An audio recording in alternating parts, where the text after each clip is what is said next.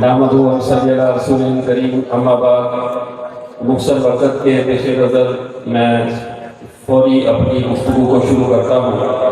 معزز سامعین، اس وقت ہم اجمی اسرائیل کی غزہ نمی پٹی جسے مسلم کالونی کہتے ہیں، یہاں پر ہم اس وقت ختم نبوت کانفرنس میں شریک ہیں۔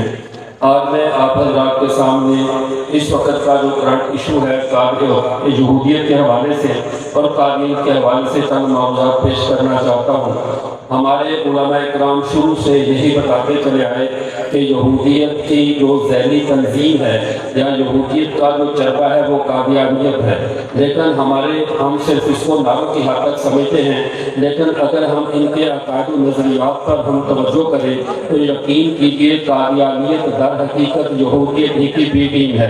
اس کے ماسوا اس کا کوئی دنیا میں دوسرا تشخص نہیں ہے۔ آج میں یہودیت کے ان چند عقائد پر روشنی ڈالوں گا تاکہ ہمیں پتہ چلے کہ یہ جو قادیانیت ہے یہ یہودیت ہی کی شاخ ہے۔ یہودیوں کے ساتھ قادیانیوں کے کس حد تک تعلقات ہیں، کس حد تک ان کے ساتھ مذہبی اور سیاسی رابطے اور رشتے ہیں، ان باتوں کو ذرا سمجھ لیں۔ یہودیوں کا ایک عقیدہ ہے جو ان کی کتاب تالمود میں لکھا ہے کہ اللہ کی ذات خوف زدہ ہوتی ہے، اللہ کی ذات بندوں کے اتحاد سے ڈرتی ہے، اس لیے اللہ نے لوگوں کی زبانوں میں اختلاف ڈالا تاکہ یہ لوگ آپس میں لڑتے رہیں اور میرے خلاف کہیں متحد نہ ہو جائیں۔ اللہ کو خوف زدہ کرنے کا منوال وہی عقیدہ مرزا غلام احمد قادیانی نے اپنی کتاب تجلیات الہیہ میں لکھا ہے۔ وہ کہتا ہے اللہ کی ذات جو کائنات کے ذرے ذرے کی مالک ہے وہ کہتی ہے میں چوروں کی طرح آؤں گا۔ اللہ کی ذات کو ڈرنے کی کیا ضرورت ہے کہ وہ چوروں کی طرح آئے؟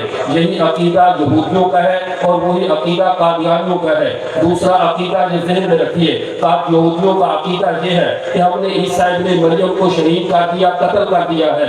یہی عقیدہ قادیانیوں کا ہے۔ مرزا غلام احمد قادیانی اپنے ملفوظات میں کہتا ہے کہ ہمارا جو مقصد، ہماری تحریک کا جو مقصد ہے وہ ایک شیطان کو قتل کرنا ہے اور ایک عیسیٰ علیہ السلام کو قتل کرنا ہے۔ قتل مسیح کے عقیدے میں یہودی اور قادیانی ایک سٹیج پر ہے۔ پھر یہودیوں کا عقیدہ ہے خدا کی حیثیت کائنات میں دلہا کی ہے۔ مرزا غلام احمد قادیانی یہ کہتا ہے کہ میں نے حالت کشف میں دیکھا میری حیثیت دلہن کی ہے جس کے ساتھ اللہ تعالیٰ اپنے تعلق کو قائم فرما رہے ہیں۔ معاذ اللہ، یعنی یہودیوں نے دلہا بنا دیا خدا کو، مرزا غلام احمد قادیانی نے خود کو اللہ کی دلہن بنا دیا۔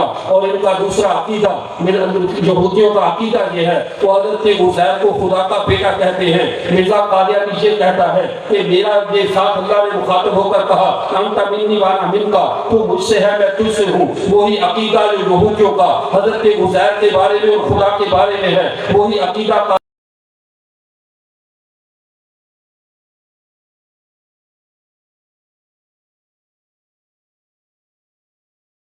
سبھی پاک و ہند میں ایک تحریک تھی جس کے خلاف ہمارے علماء شروع سے متحد رہے ہیں۔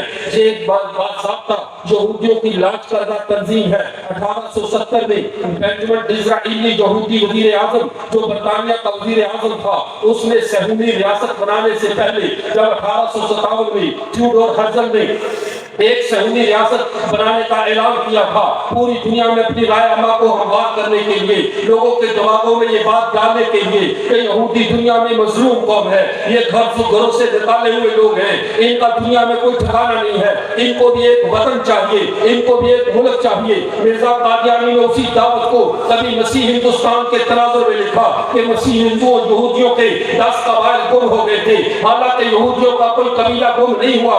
یہ یہودیوں نے دنیا کی ہمدردیاں حاصل کرنے کے لیے ایک ڈرامہ لانچ کیا تھا کہ ہم مظلوم ہیں، ہم دنیا میں گمشدہ قوم ہیں، ہمیں ایک ملک چاہیے، ایک ریاست چاہیے۔ اس ریاست کے تحفظ کے لیے، اس ریاست کے سنگ بنیاد کے لیے پوری دنیا میں اس نے اپنے ایجنٹوں کو بلایا۔ مرزا غلام احمد قادیانی وہ صہیونی ایجنٹ تھا، بلکہ آج میں یوں کہوں اس موجودہ اسرائیل کی بنیاد رکھنے والا، لوگوں کے دماغوں میں اس کے لیے جگہ بنانے والا اگر کوئی شخص ہے تو مرزا غلام احمد قادیانی ہے۔ ہے جس نے یہودیوں کو مظلوم ثابت کیا. عیسیٰ علیہ السلام کے بارے میں وہی تحقیق کا نظریہ اس نے رکھا جو نظریہ یہودیوں کا تھا. اور صہیونی ریاست کے بارے میں مرزا بشیر الدین محمود 1914 میں کہتا ہے, وہ کہتا ہے قرآن پاک سے اور حدیث سے یہ ثابت تو ہوتا ہے کہ اسرائیل کو ایک وطن ملے گا اور وہ فلسطین میں دوبارہ آباد ہوں گے. یہ رائے عامہ ہموار کی جا رہی ہے.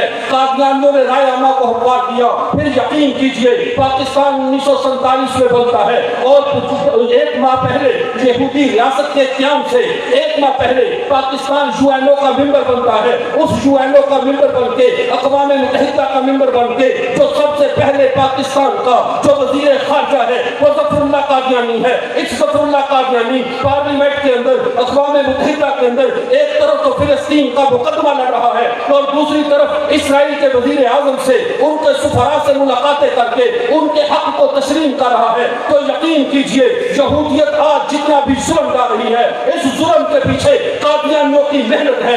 اس ظلم کے پیچھے قادیانی دجال ہے. اس لیے میں یہ عرض کرتا ہوں یہودی پوری دنیا میں جو وہاں پہ ظلم کرتے ہیں اس کی تکلیف فلسطین کے مسلمانوں کی جیسے ہمیں ہوتی ہے جب ہم یہاں قادیانیوں کے خلاف کام کرتے ہیں, اپنے کام میں شدت لاتے ہیں, قوت لاتے ہیں. ایسے ہی اسرائیل تڑپتا ہے کہ ہمارے لیبارت ہماری نسل کے لوگوں کو مسلمان دنیا میں کیوں اس کے خلاف ہے. جیسے جب اسرائیلی یہودی فلسطین کے مسلمانوں پہ ظلم کرے ہمارا دل دکھتا ہے, ایسے ہی جب جناب نگر میں جس کو یہ عجمی اسرائیل بنانا چاہتے تھے, جس کو یہ علیحدہ ملک بنانا چاہتے تھے, علیحدہ ریاست بنانا چاہتے تھے, جب اس میں ہم محمد کی ختم نبوت کا اعلان کرتے ہیں, قادیانیت کے کفر کے ہم جو ہے وہ کفر کو بے نقاب کرتے ہیں, تو اسرائیل بھی ایسے ہی تڑپتا ہے جیسے ہم آج فلسطین کے مسلمانوں پہ تڑپتے ہیں. یہ جلسے ان کا بہت زیادہ فائدہ ہے. ہم تو اسرائیل کے ساتھ اگر نہیں لڑ سکے, اسرائیل کے ساتھ میدان میں نہیں اتر سکے, رب کعبہ کی قسم جو اسرائیل کے لیبارت قادیانیوں کے خلاف اپنی علمی اپنی تمام صلاحیتیں اس فتنے کی سرکوبی میں لگائے گا, انشاءاللہ قیامت کے دن وہ اس بات کا مجرم نہیں ہوگا کہ تم نے اسرائیل کے خلاف کچھ کیوں نہیں کیا, چونکہ تم نے اسرائیل کی بی ٹیم کے خلاف کام کر رہے ہو. انشاءاللہ اللہ قیامت کے دن شہدائے فلسطین کی صفوں میں ہمیں اٹھائے گا. اور آخری بات